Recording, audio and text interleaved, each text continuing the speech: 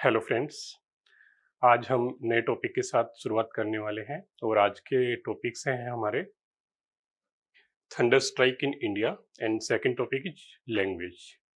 Language के अंदर हम ट्राई करेंगे कि हर तरीके का जो क्वेश्चन आ सकता है उसके टॉपिक्स को कवर करें, चाहे वो कॉन्स्टिट्यूशन से आ सकता है, चाहे लैंग्वेज एक्ट से आ सकता है या क्लासिकल लैंग्वेज से आ सकता है। तो इसी के साथ हम शुरू करते हैं हमारा first topic, thunder storms in India. ये बेसिकली अभी न्यूज में इसलिए है कि एक ये रिपोर्ट आई है हमारी अर्थ नेटवर्क की रिपोर्ट है, जिसमें बताया गया है कि इंडिया में लाइटनिंग इंक्रीज हो रही है और उसका एक कुछ बेसिक फैक्ट है। वो बेसिक फैक्ट ये है कि क्लाइमेट चेंज, ग्लोबल वार्मिंग से लाइटनिंग ज़्यादा होती है। तो एक तो मेजर पॉइंट यही याद रखने वाला है हमारा कि एमसीक्यूज में ये आ सकता है कि अगर टेम्परेचर इंक्रीज होता है तो लाइटनिंग कम होती है या ज़्यादा होती है। तो हमें याद रखना है कि लाइटनिंग भी बढ़ेगी और थंडरस्टॉर्म्स भी बढ़ेंगे। और इसके मैकेनिज्म की बात रही तो अभी हम उसको ब्रीफली डिस्कस करते हैं। इसके अलावा जो इससे रिलेटेड क्वेश्चन में स्टेटमेंट मिल सकती है, हमें ये याद रखने की जरूरत है। ग्लोबल नेटवर्क्स, उसकी रिपोर्ट है India lightning report, global network. Second point हमारा क्लाइमेट चेंज से related.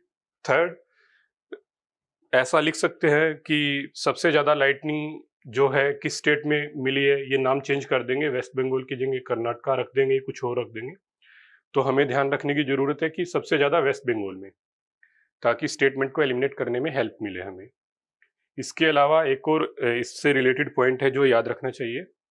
IITM Pune, Indian institute of tropical management, ये अकेला इंस्टीट्यूट है जो लाइटनिंग और थंडर स्ट्राइक्स के ऊपर स्टडी करता है। तो ये इससे रिलेटेड हमारी इंफॉर्मेशन खत्म हुई यहाँ पे। अब ब्रीफली हम देखते हैं कि हमें लाइटनिंग और थंडरस्टॉर्म में मैकेनिज्म क्या होता है समझने की ट्राई करते हैं, उसके बारे में हम लोग।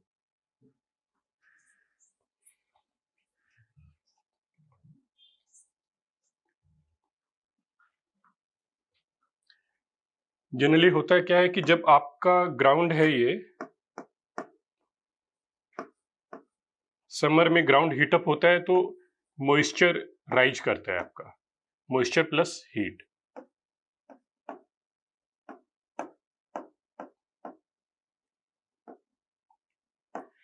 और हमने पढ़ा है कि जैसे ही ग्राउंड से ऊपर जाते हैं टेम्परेचर डिक्रीज होता जाता है। जब टेम्परेचर डिक्रीज होगा तो जो ये मॉइस्चर है हमारा, ये कूल होने की वजह से यहाँ पे क्लाउड बनेंगे।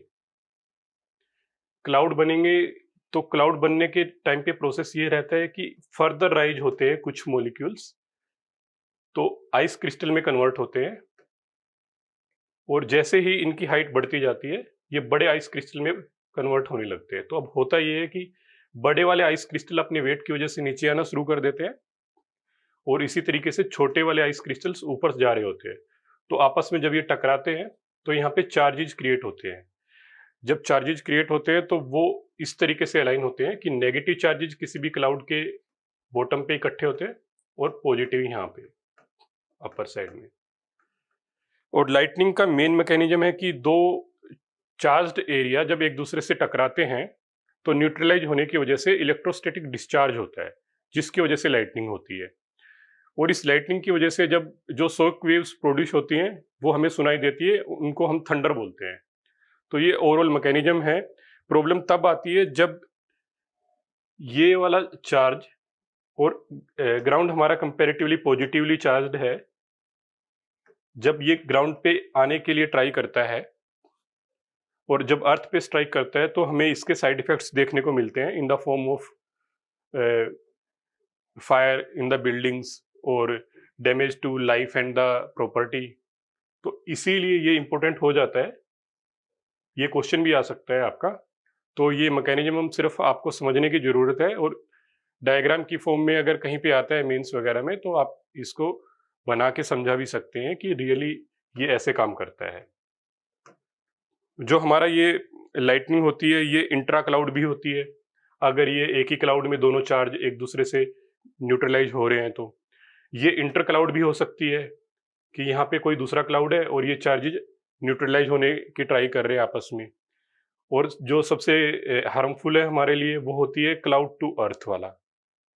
तो ये बचाने के लिए हमें क्लाइमेट चेंज को ओवरकम करना है, जो कि इंटरनेशनल लेवल पे कोलैबोरेट करके किया जा रहा है।